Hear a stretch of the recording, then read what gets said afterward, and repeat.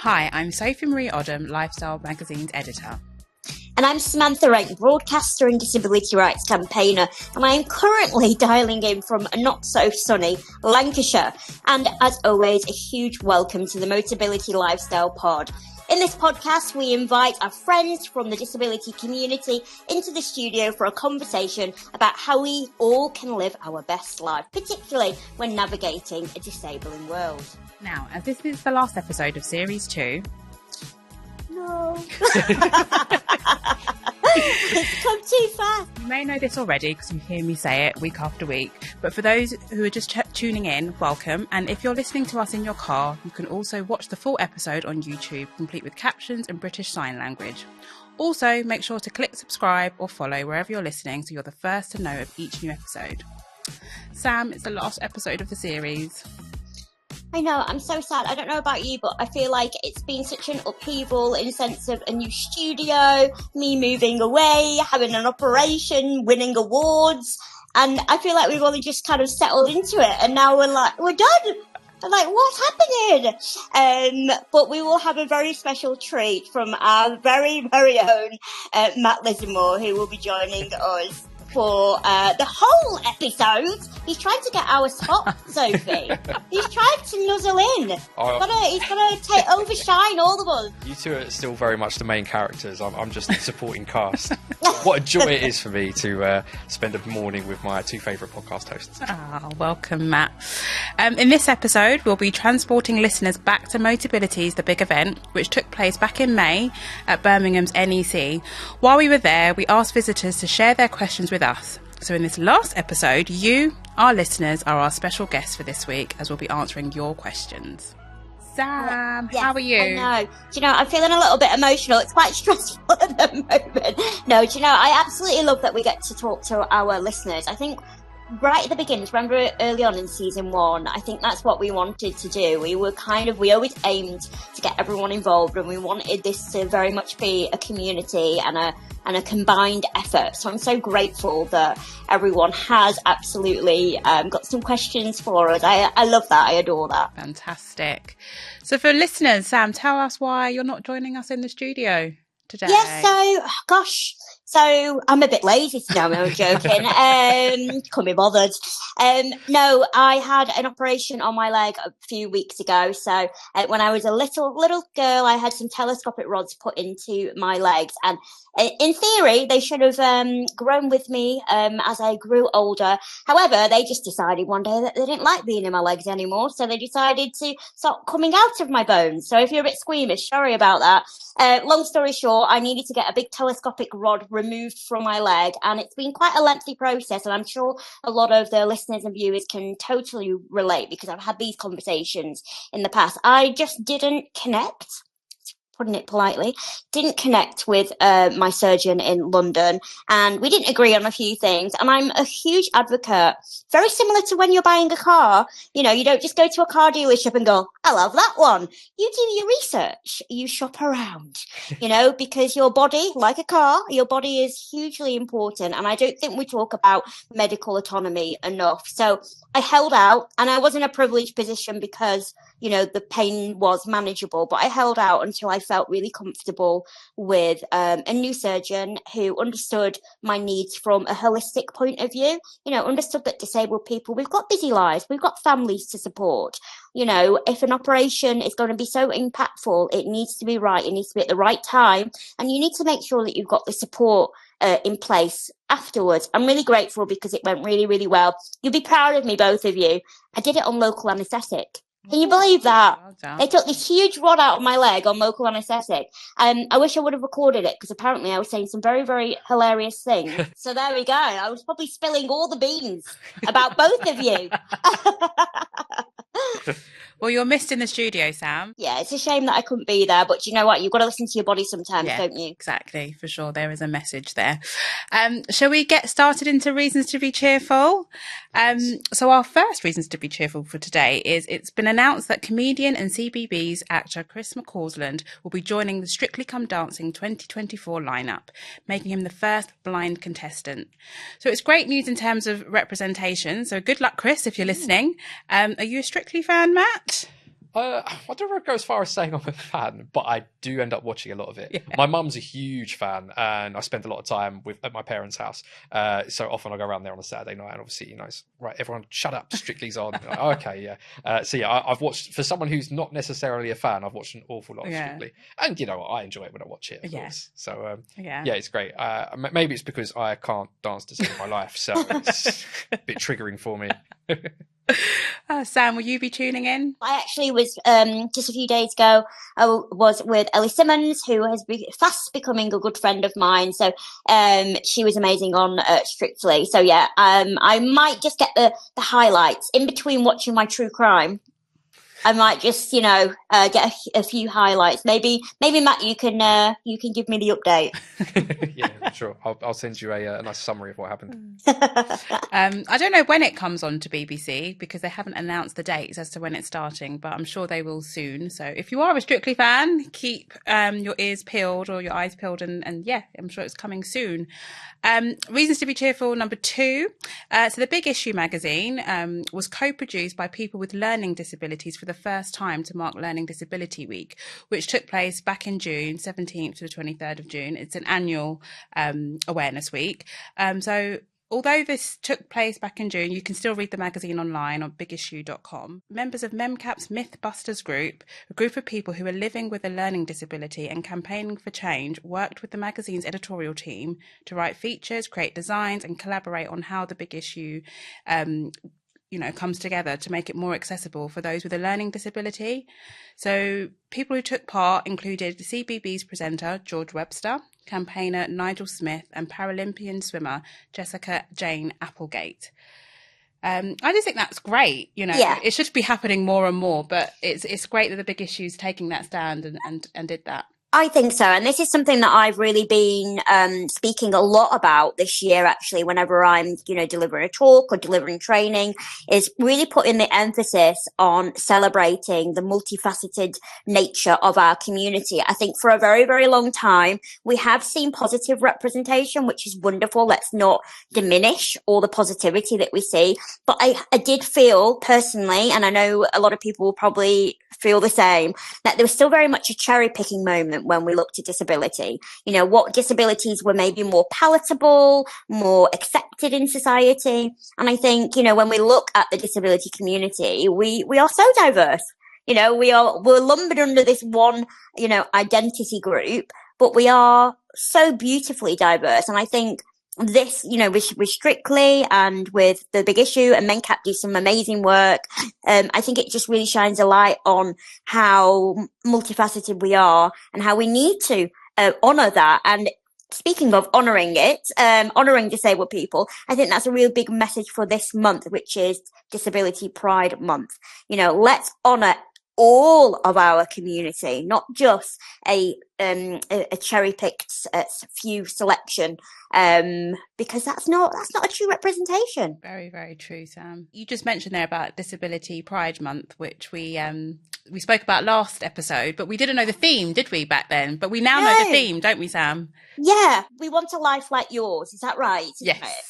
And very similar to History Month, there's always a theme each year. And I think that's really nice because although, Pride is about celebrating your own accomplishments, your own achievements, celebrating and amplifying the voices of our community, but also reflecting on the barriers that we still experience, highlighting the barriers.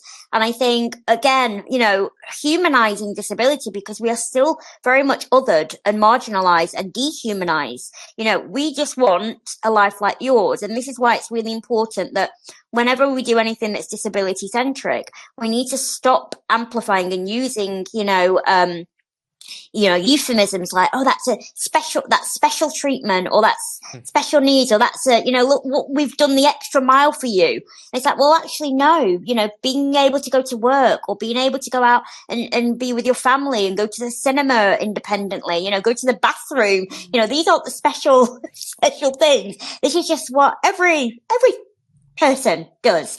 So why should that be exceptional or any different for disabled people? And I think that's a really powerful message. One in 5 families have a connection to someone who's disabled. That's a statistic from the charity Scope. And I like to bring up that statistic because it says, we are brothers, we are sisters, we are partners, we are colleagues, we are your neighbour, we are all these things. Oh, and by the way, we have a disability. Love that. Thank you, Sam. Wow, that was pretty. Not sure what I can add to that. Sam's already eloquently covered.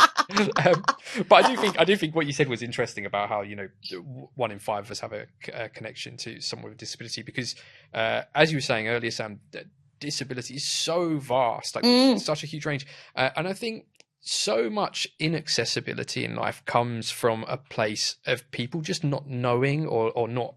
Not having an understanding of what disability entails. And it's going to be difficult because, as you say, it is such a huge spectrum.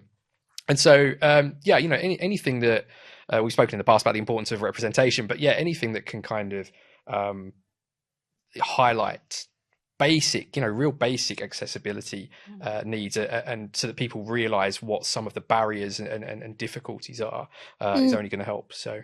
Yeah. And I think the only way that you're going to get to the crux of it, because of course we're not all born, particularly if you don't think disability impacts your life. I mean, the chances are it does. Yeah. You might not be aware of it. But just ask people. Obviously ask with kindness, ask with respect. But I always say, if you've met one disabled person, that's what you've done. You've met one disabled person. Absolutely. We're not a monolith, and you need to overcome your own uncomfortability. I never get this word right. Help me out here. Uncomfortableness? No, that's wrong. I would say I'd go with uncomfortableness. Yeah. Should we Google it in a minute? I feel like anyway, I think you need, non-disabled people really need to kind of take a stand and go, okay, I feel a bit awkward around disability, but do you know what? I'm gonna be a bit of an adult about it, and I'm gonna, get over that a little bit and engage with us, engage with disability pride. Be that ally, be that tangible ally. Fantastic. I look forward to seeing, what people are doing for disability pride. Let us know on Instagram and DMs. Yes, absolutely. Anyway, so enough of that. Enough of pride. Enough of pride. Let's get stuck into our questions from our lovely listeners. So our team have gathered at the Motability's, the big event back in May. They've gathered a whole host of questions. So we're going to have a bit of a five-a-side, quick fire questions from our listeners, watchers, and just lovely people. Just more on what they think we can do to raise the visibility of young disabled people. The amount of times I get out my car, and until people see my wheelchair, I get all those, she shouldn't be parking in that space. Even if I put my badge, they think I've stolen like my grandma's badge. And then I've even had people going, oh, well, you that's someone else's wheelchair because you just want to park in this space. It's like, well, I still have to pay, and it's only about 5 meters closer than that one that's not disabled. I'd rather park at the end and run through the car park than in this space. And it's still in this year, in 2024, that people forget that you could be born disabled and that disabilities impact all ages, and we need to do more to show people that, and also that adapted cars can be a thing, because people are like, oh, well, you shouldn't drive a car because you can't walk. So you obviously can walk. If you're driving a car, you should be using a wheelchair. And it's like, they're not. You can have the same. So we need to do, I don't know what we can do to raise the profile of younger disabled drivers. Wow. So that is a question and a half, and I think a question that I've heard on many occasions, not necessarily related to driving per se, but also just, using facilities, using accessible bathrooms when you might not look disabled enough. So I definitely think that external voices from the non-disabled community can be very judgmental, can be very triggering, can be very ill-advised. Is that the right word? I guess, can come from a place of ignorance, yes, rather than fact. And I find this quite sad, because I often think if our non-disabled peers would put as much energy into maybe having a go or having a dig, or, kind of, offering unsolicited advice on our disability or our lives, if they put that much effort into doing that, maybe into actually being a good ally and fighting for our rights and fighting for social justice, if you put your energy into that, I think maybe we might be in a better place than we are now. And I think it comes down to, first of all, people are just a bit nosy. And I also think it comes down to not understanding what disability really looks like. So obviously I have a physical disability.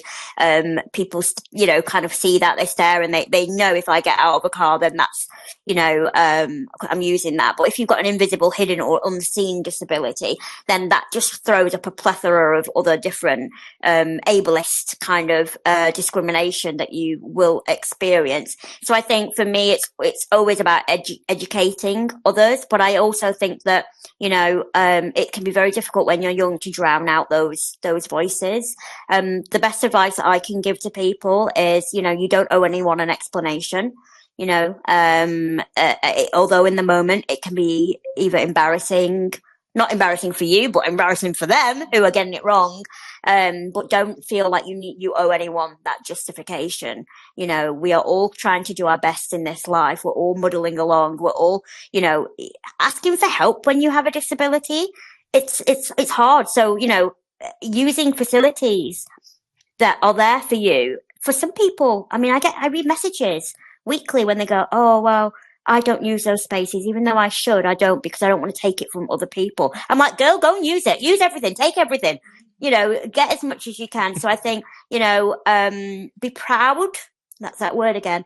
Be proud of the fact that you are living your best life. You're using the resources that are there, that you are entitled to, and try your best to drown out those, ableist voices. Don't feel like you need to, kind of give an answer or reply. Just you do you. You do you and crack on. That's great advice. I couldn't have said it better myself, because I was exactly going to say that people can be nosy. Yeah. And sometimes it's a case of, remembering that. Understand where your emotional cup is. If you've got the energy to be a bit sarcastic and be a bit cheeky back, go for it. But if not, just kind of let them be them. Let them be their people. Yeah. Fantastic. You got anything to add, or should we move on? No, I mean, the idea of, obviously there was something in that question about people thinking, oh, you shouldn't be able to drive. And it's a funny one, because people just don't know about adaptations. It's quite a niche. Well, it's not niche, that's the thing. But in terms of people's exposure to it, it is. And actually, it's really incredible stuff that can be done to vehicles for adaptations, but people just don't know they exist. But it's hard to know what is the platform to amplify that. I mean, social media is fantastic for that sort of thing. And my hope is that, younger generations will just naturally be more exposed to this kind of thing. Like I saw a really cool video on TikTok the other day of this guy who just got his new van, and he'd completely converted it so that he could drive it, but he had all these like fantastic small adaptations so that he could he could indicate using his knee and things like that.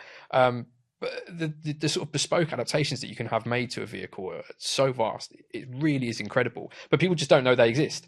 So yeah, I can see why that'd be a frustration. But I'm hoping that there's over 700,000 Motability customers. Exactly. There's a lot of people using possibly adaptations in their vehicles. Yeah, so. Absolutely. And it's also weird that people kind of assume that the steering wheel, pedals, gear stick it's a bit arbitrary in a way. That's just kind of what we settled on as a default of how to drive a car. But that doesn't mean that there aren't other ways that are just as effective. It's just kind of what we ended up on. And that's what people got used to. And we've stuck with it because there's nothing that's drastically different that's obviously better currently. But it doesn't mean that there aren't other ways of driving a car that are actually just as effective. Exactly. So. And also, hang on a minute.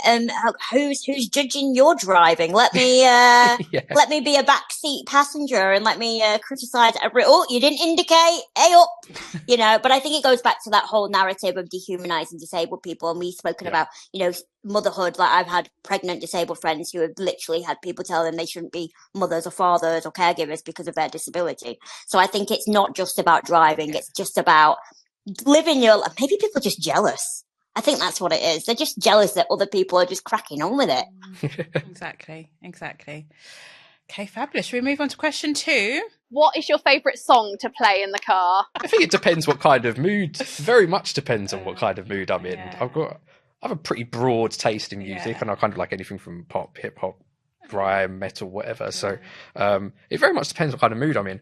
I think Master of Puppets by Metallica I quite like. If I'm on my own and having a little blast down the road, that's quite fun, but usually not if the baby's in the car. Baby Shark. yeah, then it's more that sort of speed. Yeah, I'm definitely like you. My music, kind of my music is very eclectic. So it depends on what mood I am, and I'm sometimes such a dramatic person. I mean, you never thought that, did you? Either of you? who knew I was? I'm very emotive, so it definitely depends on my emotions and where I am. But I think it needs to feel like summer. So like the Mamas and the Papas, California Dreaming, like some real Kiss from a Rose from Seal. Love a bit of that. Love a bit of Seal.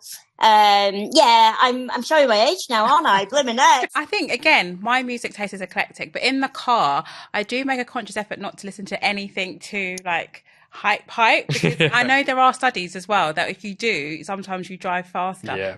Really?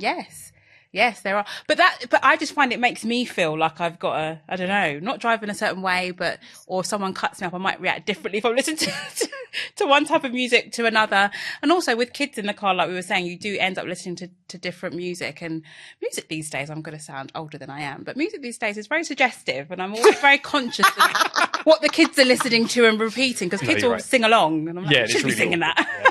I know, but remember what some of the songs... I know. Some of the songs that we didn't even know what the lyrics meant. And now looking back, I'm like, why did my mum not give me a slap on the head? Like, seriously. I'm like, wow. I know.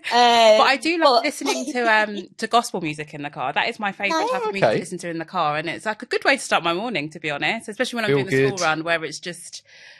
busy and very hectic out there, and it's just it's calming, it's uplifting, and the kids love it too. Question 3. What are you most proud of? Oh, I like this one. This is always hard, I find, to answer, because it's quite hard. I don't know if you guys feel the same, but it's quite hard to talk about your own accomplishments. I'm not proud of anything. No. not done anything good or worthwhile. Your child? I'm very proud of her. I'm proud of her ability to make mess. Very incredible. Oh, don't. Yeah, that's what I would have said. I think for me, I've got to section it into 2 parts. So professionally and personally. Personally, definitely family. The family I've created, kids, husband, very proud of them. Professionally, I would definitely say working on Motability Lifestyle, because I've had a long career. Very, very long career as a writer, journalist, editor. And out of everything I've worked on, I would say that this is the most impactful piece of work I've done. And in terms of creating, like all the things we've created, just to make, to make a change, a difference, and highlight issues that needed highlighting. I would definitely say I'm very proud of, working on lifestyle with you wonderful people. Oh, we love that. What about you guys? Go on, Sam. So I think there could be like many things. Obviously, I'm definitely the yes person. So there's lots of accolades under my belt. But I was thinking about this the other day, and although I'm super proud of all of the things that I've achieved, I think on a personal note, I would have said maybe 12 years ago, like taking that leap and moving to London, which was such a risk, and it was so scary, and I pulled it through. But ironically, I think actually moving back to my hometown, because actually this year it's been more about looking after and safeguarding my physical and mental well-being, and I think it can be quite scary taking a step back in that respect and going, do you know what, I need to just slow down a little bit. I love what I do, but I think I've put a lot of my young adulthood and 20s and even early 30s very much was to appease other people. So I went above and beyond to feel normal, quote unquote, whatever that is. And now I've kind of let go of that a little bit. I don't feel that pressure to fit in. And I don't know whether that's age or whether it's because I'm working on myself and, I do therapy and I take more time off. When it was sunny a few weeks ago, I know we barely remember, I actually just didn't do much. And that was the first time in a very long time where I just sat and I enjoyed the sun. I enjoyed my garden. And I didn't feel guilty. I was like, no, I'm just going to take time to heal and, look after myself. And I don't, even when I'm on holiday, normally I'll sit there and I'll feel guilty. I'm like, oh, I should be working. I should be doing something. So I'm glad I have now got to a point in my life where I've taken the pressure off a little bit. And I've actually started to enjoy work a little bit more now because I'm doing it for me rather than I need to prove a point. I love that. Nice. That was a bit philosophical, wasn't it? That's lovely. Yeah, I don't know. I guess mine's really, really vague. In as much as I guess just keeping all the plates spinning, like just being able to get by, keep your family life going and in good health, keep your work life going and in good health, just being able to do it all and manage. Which sounds like I think there's an expectation that that's the bare minimum in life, is that you should, well, that's what you do. You go to work, you whatever, you have a family if you want to have a family, you pay your bills, you buy a house, whatever. Those are the kind of expectations, but actually it's not really easy to balance that sometimes, and I don't think people give themselves enough credit for being able to do those things, especially today with things as they are. It's not easy with cost of living and all that sort of thing. So yeah, I think just basically balancing life. It's something to be proud of. Adulting. It's not easy. Hey, being an adult sucks. Honestly, if I was to go back to my younger self, when you're at school and you're like, I can't wait to grow up. I'm like, no, don't do it. Had no idea how good we had it. I know. Why was we in such a rush to grow up, guys? Oh, no. I mean, I think we're all doing really well. And I'm, again, so proud of what we've accomplished here. So, yeah. Oh, I feel the love. I wish I was in the studio. I'd be like... We'd be holding hands. I know, right? What kind of drinks do you like having when you're having days out? Oh, I guess this depends. If we're driving or not driving. I think we know what the answer will be if we're not driving. It would be Prosecco. Do you know what? I'm going to start this one. That was very quick. That was like, didn't have to think about that one. Do you know what? I'm going to go in with the soft drinks because I'm kind of the soft drinks guy. I rarely drink anyway, to be honest, for whatever reason. There is no reason. I just don't drink very often. But I have a real problem with Pepsi Max. I just drink so much Pepsi Max that is not lying. I sit there at work with like a 2-litre bottle of Pepsi Max. It's a real issue for me. But that is absolutely my go-to drink, Pepsi Max. We need to have a discussion about what's better, Diet Coke or Pepsi Max. Oh, that's not a discussion. It'll be a very short one. Pepsi Max. Much, much better. End of conversation. I don't do fizzy drinks at all. So I wasn't allowed. We weren't allowed it growing up. So I've just kind of kept on with that. So I do quite like indulging in different teas. It's a little bit like fine wine, I guess. Like you've got all your different, all different flavors, and I quite like that. When I'm out and about, it depends. I am a Prosecco girl like you, Sophie, and as I've gotten older, I just can't drink anymore. It's really upsetting. Yeah, no more than one glass. Let's be honest. I mean, it is quite depressing. But a lot of my friends are going teetotal, which is really interesting. Okay, on to the next question. Do you have a favourite family-friendly place to visit? I quite like me and Liv. Well, previously, me and Liv loved eating out. That was our thing. We just always went out for food. But currently, with sort of 1-year-old, it's not quite as enjoyable as it used to be. It's a bit chaotic, and she doesn't want to sit still for more than 20 minutes. So we don't do that so much anymore. But what we do like doing is going to the park. So where I live, we're quite lucky. We've got a few kind of nature reserves dotted around. So we'll go for a walk in the nature reserve. Mabel quite likes just looking at all the stuff. There's one with like a Peter Rabbit trail, and there's one with a Beatrix Potter trail, which is quite nice. And then at the end, there's like a little sort of rockery and sort of planty bit. I don't know what you call it. But she loves running around that, looking at all the flowers and stuff. So that's quite nice. This gets us out and about. It's a nice, really calming, just being out in nature away from all the cars and stuff, and just having a nice stroll. Yes. That's probably our go-to at the moment. It's quite nice. Yeah. And also there's like no cost, which is also nice. Well, there you go. Yeah, because I live not far from like a woods area, and it's the same. It's all about getting out in nature, running around, letting them run around. It's all about exerting energy. You need to come back with zero energy so that you can just be chill and calm, and that's the kids, not me. So similar to you, and also just sometimes we go into town, so into London Zoo's a really good place to visit, or further out into Legoland, and for those listening who do want to visit London Zoo, because it can be quite pricey, they do have a certain offer for if you're receiving some types of benefits, where I think it's £6 for adults and free for under 3s and 4 to 15-year-olds is £3, I believe. So yeah, that's a tip for those who don't know. And London Zoo, so they have a changing places facility, and also they have quiet times, so you can book ahead for quiet times, which is wonderful. Where do I like to go? Do you know what?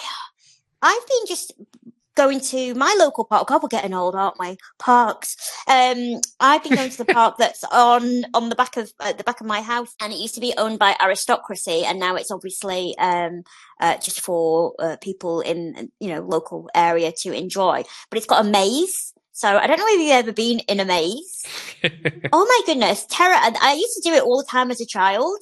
And I went in it the other day, and I thought it was going to be easy, and then I got lost after 2 minutes. I had a panic attack, and then I had to go through. They've got like escape routes, just in case. Yeah. But I think it's really nice, kind of finding local areas that you can access safely, easily, cheaply. I think, again, because we live in a consumer society, that we are constantly thinking that we need to, get on a plane, we need to go far afield, we need to spend a fortune. And it would be lovely if we can do that. But I don't think it's a necessity. And I think we can find the beauty in our local area. So I urge everyone to kind of really get to know the history and heritage of where you live, and you might be pleasantly surprised. Right, next question. Moving on swiftly. It's so wonderful. It only comes around once a year. I mean, having it twice a year, would that be a possibility? I mean, something here affects someone here personally, and coming to this event affects me personally. I find that really very helpful. So, although the big event just happens at the NEC once a year, there are regional events called One Big Days. I believe there's one in Harrogate in Yorkshire Event Centre, which is in August. You'd need to check the website for the exact date. And lastly, for 2024, there's the big event in Edinburgh. But if you're not able to attend any of the events, you can catch up online via Motability, where they've got like watch on demand session, so even Matt's session for the big event, because we spoke about the future of electric vehicles, etc. That can be found on there. Lucy Edwards was speaking at the big event as well. There was a whole host of speakers, and you can go online to find and watch all of those. Okay, so they were some brilliant questions. It was really good to hear from our readers, or listeners, or watchers, because we've got a whole spectrum of different people now. It's so multimedia. But obviously, we can't end the show without Sam's favourite part of the show. So, Sam, over to you. Oh, I feel the pressure now, and I'm at home, and I'm going to scare the cats. But here we go. Drum roll, please. It's time for Car Chat with Matt. It's the best one. You saved the best till last. Epic. I can't hear myself anymore. I've got tinnitus now ringing in my ear. Okay, so now we've got a couple of car chat specific questions that came up at the big event. Can I give my electric car back if it doesn't work very well? Because I'm getting it in about 3 weeks' time. This one's an interesting one. I would just say with any car, not just electric cars, do your best to make sure the car suits your needs before you go ahead and get it. Because A, handing it back is going to be a bit of a pain, and B, you've then got to wait for a new car if you do that. So it's just going to be a huge inconvenience if you do pick a car that's not right for you. So, go for a test drive if you can. Do all the research you can, because the best thing you could possibly do is be really prepared and make sure the car suits you in the first place. So with electric cars, I would first of all check that you can actually get a charging point at home, because that's where you get the biggest benefit of having an electric car, is if you can charge at your house.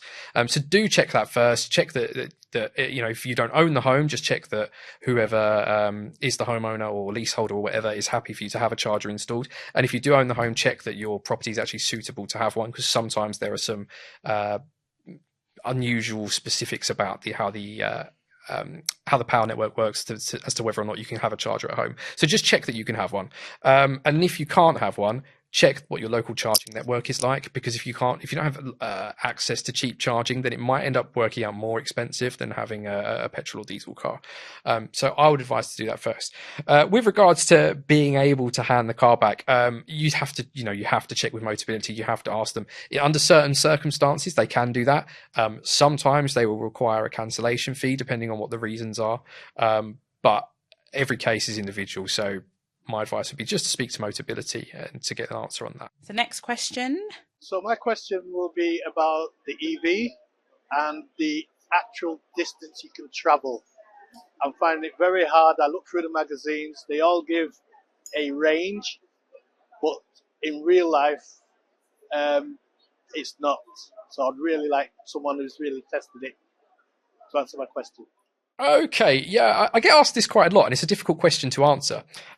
Because if someone was to ask you how far can a petrol car go, or how far can a diesel car go, well, it depends, doesn't it? There's cars that can do 200 or 300 miles on a tank of fuel, and there's cars that can go 800 miles on a tank of fuel. And that's because there's lots of variables at play. You've got the size of the fuel tank, you've got how efficient the car is. And once you combine those, you get a very, very different answer to how far a car can go. And it's the same with electric cars. They have different sized batteries, which if you imagine as being, the same as having a different sized fuel tank, and that's measured in kilowatt hours. So if you ever see kWh next to a number, that's talking about the size of the battery. So you might get a car with, say, an 80 or 90 kilowatt hour battery. That's obviously got a much bigger energy reserve than a car that's only got, say, a 30 kilowatt hour battery.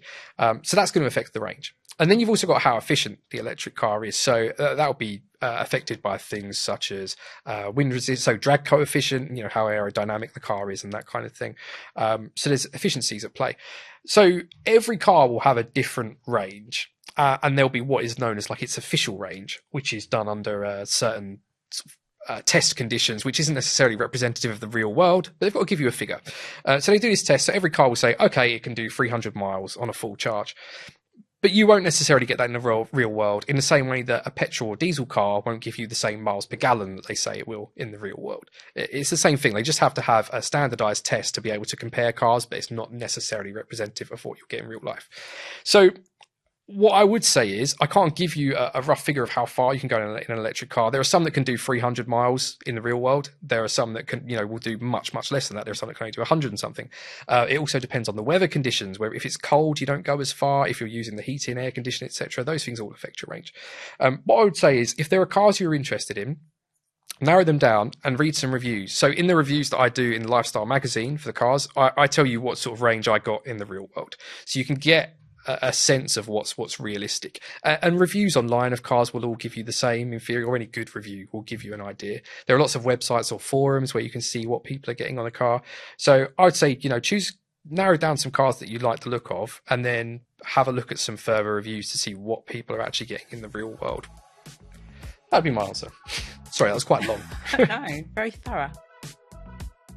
Thank you, Matt, and thank you to our listeners, readers, watchers. We thank you for all your questions. They were really good. Do we all agree? Lovely. Absolutely. Fantastic. And that's it. Oh. That's it for the last episode of Series 2 of the Motability Lifestyle Pod. It's been a blast. We've really enjoyed speaking to all of our wonderful guests this series. If you want to catch up on any previous episodes, they are all available on major streaming platforms and on YouTube, complete with BSL. Thanks to our producer Charlotte Mason at Insanity Studios and her team, including Saffron Mirza and Abby Sandler, and our editorial assistant Lucy Rhodes at Wonderly. If you like this episode, click follow or subscribe. Tell all your friends, and please leave a review and rating if you're listening, or like and comment if you're watching. If you like this episode, click follow or subscribe. Tell all your friends, and please leave a review and rating if you're listening, or like and comment if you're watching. It's especially important to follow or subscribe, as that's how you'll know about Series 3. Woohoo! If you want to tell us what you thought, or if there's something you'd like to hear, come and say hello on Instagram at Motability_Lifestyle_Mag. And for some behind the scenes content, follow us on TikTok at MotLifestyleMag.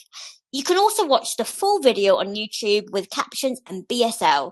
You can find us on at Motability Lifestyle Magazine. Finally, if you want more information about the Motability scheme, go to motability.co.uk. Or if you want to learn more about Motability Foundation, visit motability.org.uk. And I'm going to cry.